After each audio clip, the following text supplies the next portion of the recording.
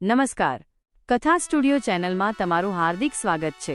કૃપા કરીને અમારી ચેનલને સબસ્ક્રાઇબ જરૂરથી કરજો.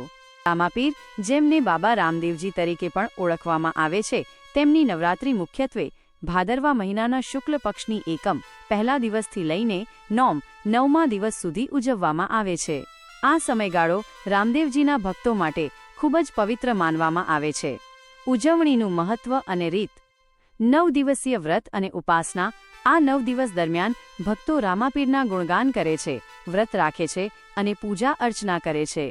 ઘણા લોકો ઉપવાસ રાખીને પોતાની શ્રદ્ધા વ્યક્ત કરે છે. લોકમેળો અને ભજન સંતવાણી. ગુજરાત અને રાજસ્થાનના ઘણા મંદિરોમાં આ 9 દિવસો દરમિયાન લોકમેળા ભરાય છે. રાત્રે ભજન, સંતવાણી અને કીર્તનનું આયોજન થાય છે, જેમાં ભક્તો મોટી સંખ્યામાં ભાગ લે છે. આ સમયે રામાપીરના પરચા, ચમત્કારો અને તેમના જીવનની વાતો કહેવામાં આવે છે. બીજનું વિશેષ મહત્વ.